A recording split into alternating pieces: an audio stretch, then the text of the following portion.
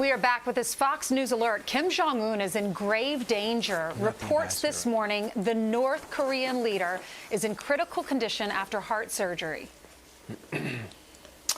Rumors have been swirling about the North Korean dictator's health ever since he had a procedure and after he missed this celebration for his grandfather's birthday last week. Now those rumors are reportedly on the radar of U.S. intelligence agencies, Brian. All right, he was last seen at a meeting 10 days ago. South Korea's government pushing back, saying it has not seen anything unusual out of the north. Fox sources say the White House is aware of the reports but can't confirm his condition.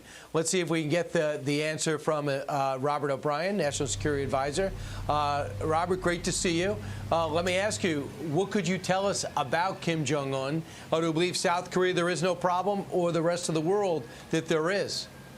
Well, we're monitoring these reports very closely, and as you know, North Korea is a very closed society. There's not a free press there. They're parsimonious with the information that they provide about many things, including the health of Kim Jong-un. So we're monitoring those developments closely. People should know that we have a great intelligence community. We have the president, the vice president, Secretary Pompeo, Secretary Esper, General Milley. We've got a lot of watchmen on the towers during this coronavirus crisis, making sure that America's safe, whether it's from the virus or from adversaries abroad. So we're keeping a close eye on developments in North Korea, as we are in other parts of the world.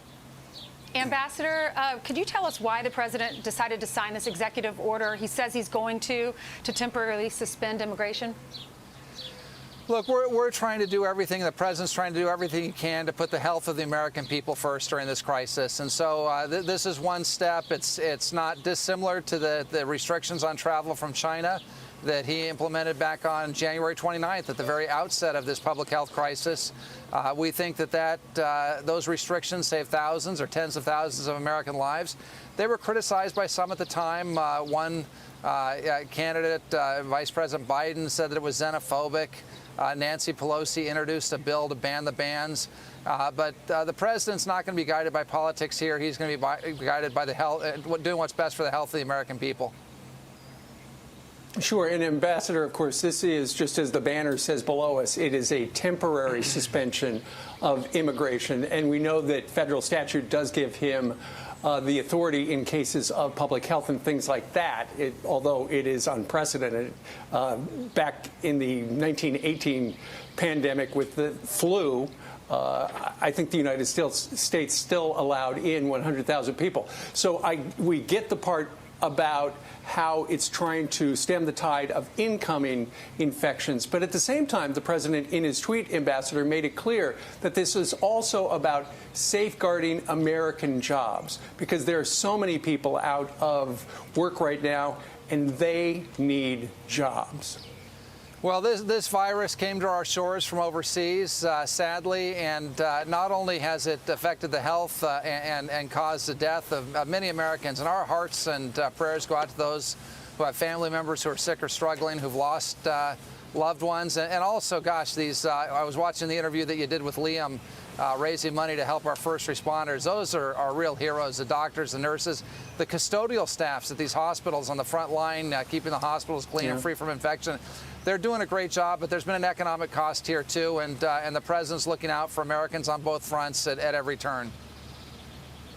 So obviously there's a big push to find out what China knew and why we still don't know everything about it. The president's saying we need to get in there and look around and find out where this all started, whether it was a Wuhan lab or whether it was actually in a wet market, which mysteriously has reopened. When the president complimented the president of China early, was it because he was under the illusion that he was getting all accurate and full and the full story about this virus? And does he regret those compliments that he threw at President Xi? No, look, the president's always very complimentary in his dealings with foreign leaders.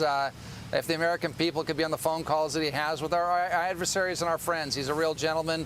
He was the same way with President Xi, but he's been clear from the outset, we need to get the CDC into China. There's really a huge burden on China to tell us where this came from. Did it come from a lab? Did it come from a wet market? Neither of those are good answers, right? I mean, these wet markets are but Robert, a host of, have hosted plagues.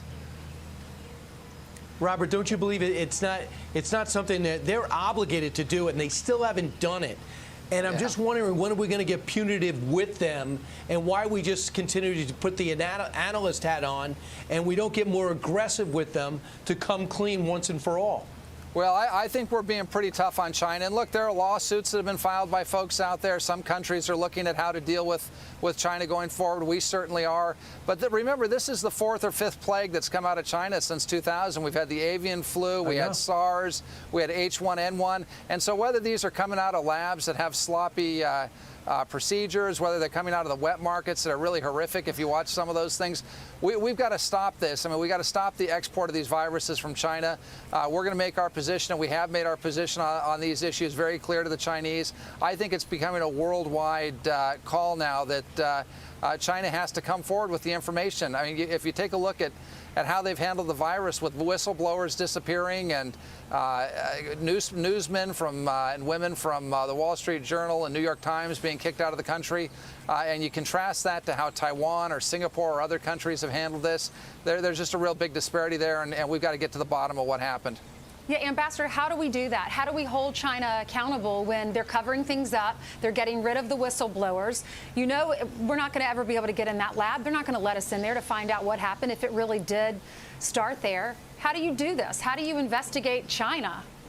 Well, we have a lot of tools in our toolkit, but one of the things I know, I think there are Americans that are, I understand there are lawsuits that are being filed here against China. Yeah, class action.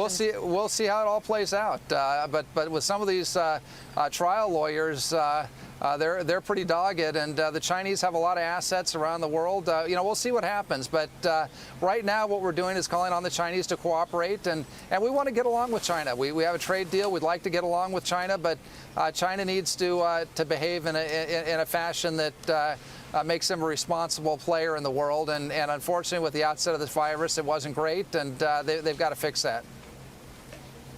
All right. Ambassador Robert O'Brien's got a great op-ed, the pages of the Wall Street Journal. Check it out if you get the paper or online. Sir, thank you very much for joining us from the North Lawn. Looks like a nice day in D.C. Thank you. Beautiful day here. Thank you.